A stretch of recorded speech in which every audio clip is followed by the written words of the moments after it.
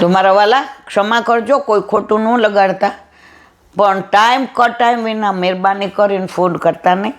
દિવસમાં 1:30 થી 2:30 બપોરે ફોનનો ટાઈમ અને સાંજે 5:30 થી 6:30 વૈષ્ણવને મળવાનો ટાઈમ. પ્રેમથી આવો, આયે મેરે નંદન કે પ્યારે.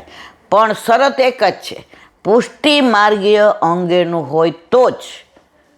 બાકી લૌકિકમાં મને ક્યાંય ઘસડશો નહીં.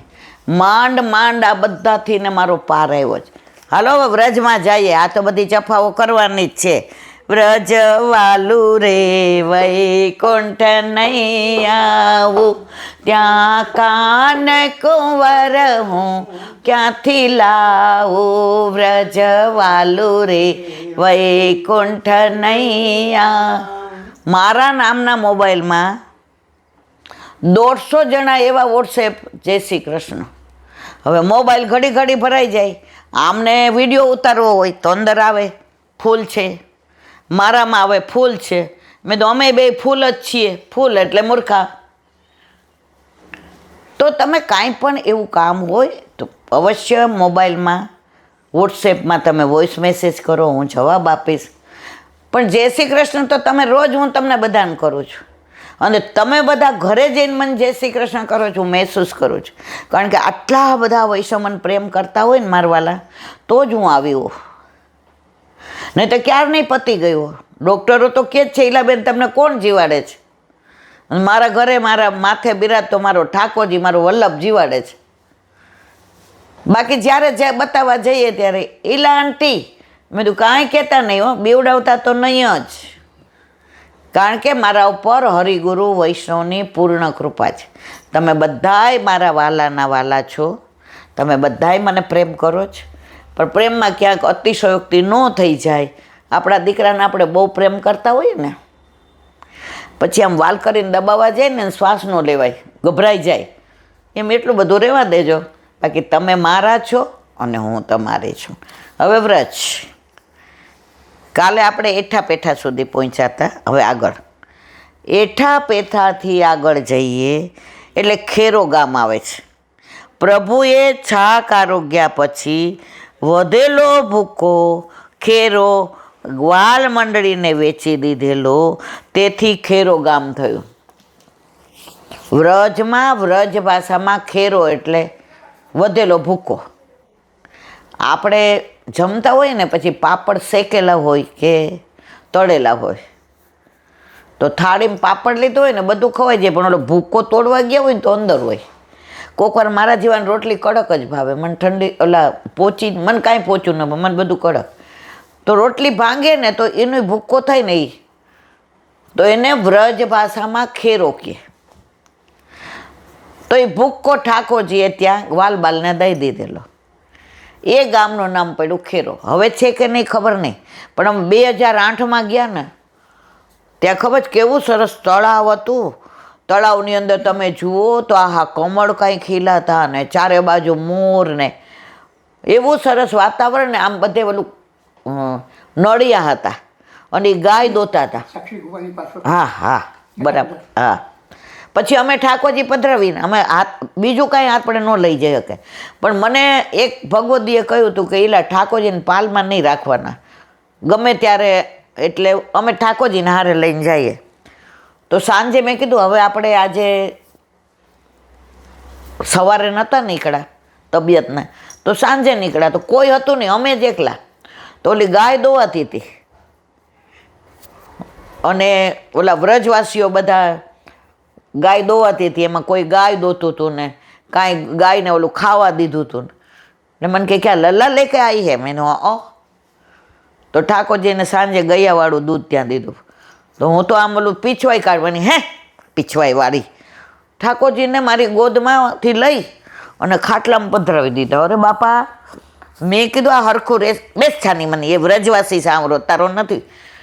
હવે આપણને તો આમ કેવું થાય, આમ પધરાવી અને ઓલો લોટો હતો ને માંજેલો સરસ, એ ઓલા ડંકીમાંથી ભરી અને પધરાવી દીધો અને દૂધ ધર્યું એણે. અને મને લાગે રોટલો હતો ને, રોટલાની ઉપર આટલું બધું માખણ. મેં કીધું આ શાક બાક બેસાડ મને, માખણ ને રોટલો અને દૂધ. મને કે બ્યારું હો ગયા. અરે એટલે વ્રજમાં તો જો 2008, 12, 18 સુધી આપણે તો એ જ રીતે ઠાકોરજીનો આનંદ કર્યો છે. તો આ જ્યાં જ્યાં પ્રભુએ આવી લીલા કરી છે એ ઉપરથી ગામના નામ પડ્યા. તો આનું નામ ખેરા ગામ. હવે આજે જવાનું જ લગ્નમાં, એટલે ઈલાબેન ચલો બોલો વલ્લભાધીશ હરિરાય વાંગ મુક્તાવલી.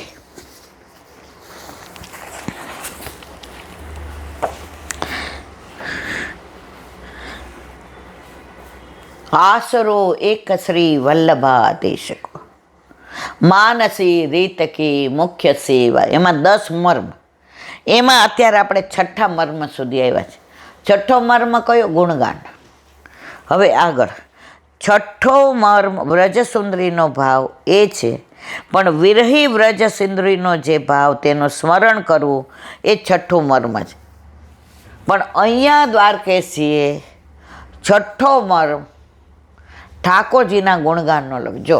હરિરાયજી હોય કે વલ્લભ હોય, ગુસાઈજી હોય કે દ્વારકેશજી હોય, પુરુષોત્તમલાલજી ગાડાવાળા હોય કે પછી ગોકુળનાથજી હોય, બધાએ સત્સંગને જ મહત્ત્વ આપ્યું છે.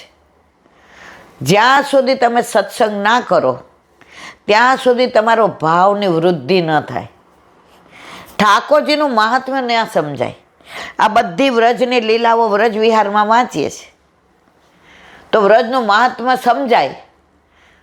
પહેલાં હું ઘણા મને કહેતા ને 40 વર્ષ પહેલાં નવા અહીંયા આવ્યા, ઈલાબેન પહેલાં ટ્રેનમાં ગમે એ જાતું, બુકિંગમાં ગમે એના બદલે ગમે એ જાય. એક ટિકિટ વધી છે આવું? ના રે ના, હું તો જઈ આવી છું. હવે જઈ આવી ક્યારે હોય ખબર? મારી બા ભેગી 15 વર્ષની હોઉં ત્યારે હું જઈ આવી છું. ત્યારે મહાત્મા નહોતું ખબર પડતી. પછી ઠાકોરજી પધાર્યા પછી કોઈ દી બોલતી જ નથી હું જઈ આવી. હું જઈ આવી છું, પણ હીરો ગોગે જઈ આવ્યો ને ડેલે હાથ દઈ આવ્યો. વ્રજમાં જાઉં છું, પણ પ્રભુને જ્યારે શોધવા જઈશ ને ત્યારે વારંવાર જવાનું કે મને મળ્યો નહીં. એકવાર ઠાકોરજીને ગોવિંદ સ્વામી ખેલતા હતા તો બધાએ કીધું કે હાલો આપણે છુપા છુપી રમીએ. ઠાકોરજી કે હા, અમે આ તો અંચીકુડા, આપણા ઠાકોરજી જેવું અંચીકુડું કોઈ નહીં. એટલે ગોવિંદ સ્વામી કે ના ના હો, આને નથી રમવું, એ અંચીકુડો છે. અને ગુસાઈજી પાસે એવા લાડ લડાવે ને, આપણે ફરિયાદ કરીએ એટલે આપણને જ ખીજાય. આ એણે તો આને ચડાવીને રાખ્યો છે, આ બહુ મોટા ઘરનો છે ને, આને ગુસાઈજીએ માથે ચડાવ્યો છે. આને નથી. ઠાકોરજી કે નહીં અંચી કરું, બસ નહીં અંચી કરું, હાલો આપણે બધાય દાવ દઈશ, વચ્ચેથી નહીં વયો જાય. સાચું બોલે છે. અત્યાર સુધી ખોટું બોલ્યો જ છું કે મનમાં કીધું કોઈ દી સાચું બોલ્યા નથી. હવે પેલા કે ગોવિંદા તારો વારો. એ કે કોણ આખો? એ કે આપણને વિશ્વાસ, જેનો દાવ હોય ને એને જાતે 1 2 3 4 5 6 7 8 9 10 એન ગેન ગાયનો ઘોડો રમતો જમતો છૂટો છે. ગોવિંદ સ્વામી કે પેલા હું એમ? એ કે હા. તો ગોવિંદ સ્વામીએ તો આંખ મીચી પોતાને, ઠાકોરજી સંતાઈ ગયા. ગોવિંદ સ્વામીએ પહેલાં ઠાકોરજીને થપ્પો કરી દીધો. ઠાકોરજી કે આ મને જ દર વખતે પકડી પાડે છે અને દાવ મારા ઉપર જ આવે છે. હવે નિયમ એવો જે પહેલાં થપ્પો થાય ને એના ઉપર દાવ. ઠાકોરજીએ પછી 1 2 3 4 5 6 7 8 9 10 એન ઘેન ગાયનો ઘોડો રમતો જમતો છૂટો છે. એ કે ગોવિંદાને જ પેલા ગોતું, એ જ મને હેરાન કરે, ક્યાંય મળે જ નહીં. પાછો દાવ આવ્યો, કારણ કે મળે નહીં, એની ટાઈમની અવધિ હોય. બધાય કે હવે દે પાછો, જો અંચી કરી છે તારી વાત તું જાણજો, બીજી વાર તને રમાડશું નહીં, તું 1 નંબરનો અંચી ખોડો. નાય, પણ ઠાકોરજી વિચાર કરે આ ગોવિંદાનું હું મળી કેવી રીતે જાઉં છું. ઠાકોરજીના ચરણારવિંદ જ્યાં પડે સુગંધ આવે ત્યાંથી. એટલે ગોવિંદ સ્વામી જેવી આંખ ખોલે તો જે બાજુ પ્રભુના શ્રીઅંગની સુગંધ આવતી હોય પગલે પગલે ચરણે, ત્યાં જઈને થપ્પો કરી દે. ઠાકોરજી ક્યાં ન હાલે. હવે આને બરાબર પાઠ ભણાવવો પડે. કે ચલો હવે મારી આંખ પાછી, એ કે દાબ તારા હાથે, એ કે ત્રીજી વાર મારો દાવ હે. એ તો જ્યાં સુધી તું નો, અત્યાર સુધી બહુ તે અંચી કરી, અને ગુસાઈજીએ કાકાજીએ તને બહુ માથે ચડે. આવી ગ્રીષ્મ ઋતુ, આવો તડકો, ત્રીજી વાર મારી પાસે દાવ દે છે. એ બધા હંતાઈ ગયા ને, મંદિરમાં આવીને ભરાઈ ગયા. ગુસાઈજી આરતી કરી. ગોવિંદ સ્વામી તો અડધો કલાક થયો, પોણો કલાક, એ ક્યાં ગોતવા ગયો? સરરો તડકો, ઉઘાડા ચરણે. આ તો ચિંતા થઈ ગઈ, કાકાજી આજ તો અમારી લઈ નાખશે. બધે ગોતતા ગોતતા મંદિરમાં પૂછવા આવ્યા ગુસાઈજીને કે લાલા કો દેખ્યો? ત્યાં તો ગુસાઈજી આરતી કરતા હતા અને ઠાકોરજી, અરે આવો અંચીકુડો, કલાક તડકામાં બધાય કદમના વૃક્ષની પાછળ ઊભા રહીને પગમાં પાણી ઉતરી ગયા. આવીને કે તું, ગુસાઈજી કે આ તારી રમત છે? ગુસાઈજી, આવું ન કહેવાય. તો શું કહેવાય? ગુસાઈ કે ભલે ખેલવે કી રીત, પ્રભુ તમારી રીત બહુ સુંદર ખેલવાની. ગોવિંદ સ્વામી કે કાલથી રમાડે બીજો, હવે એ એકલો. તો આ બધી જો પ્રભુની અદ્ભુત લીલા મારા વાલા ના હોત તો આવો વાલો લાગત. વાલા લાગો છો ઘણું વાલા, વલ્લભલાલ વાલા લાગો છો, વાલા લાગો છો ઘણું વાલા, વલ્લભલાલ વાલા લાગો. તો આ કયો ભગવાન છે એવો જેને આવી લીલા હોય અદ્ભુત? બધાય ભગવાન તરીકે પૂજ્ય,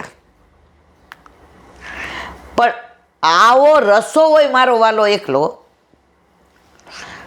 તમારી યારે રમે તો તમારી જેવો, તમારી યારે જમે તો તમારે એઠું ખાય. છાક મનોરથમાં ઓલું કીર્તન છે ને, આજ દધી મીઠો મધ આપુન ખાત ખવાવત ગ્વાલિન, માનુષ લીલારું પરમાનંદ પ્રભુ હમ સબ જાનત, પરમાનંદ પ્રભુ હમ સબ જાનત, તુમ ત્રિભુવન કે ભૂપ, આજ દધી મીઠો મદન ગોપાલ, મીઠો મદન ગોપાલ, આજ દધી મીઠો મદન. ઓલા બ્રહ્માજીને વેમ ગયો, આ એકબીજાનું એઠું ખાઈ ભગવાન હોય? પરીક્ષા કરવા આવ્યો, પાડ દીધો. જો બ્રહ્માને પાડ દીધો, આપણને ન પાડ દે. આપણે ગમે એવા દોષ કરીએ, ગમે એવા અપરાધ કરીએ.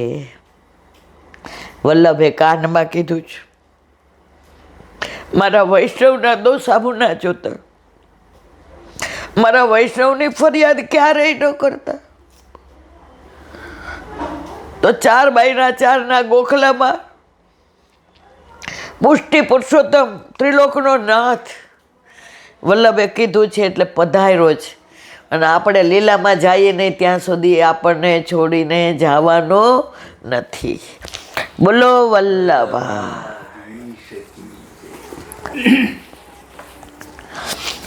દયારામભાઈના ચંદ્રાવલા 7માનું વિવરણ કરીએ છીએ આપણે.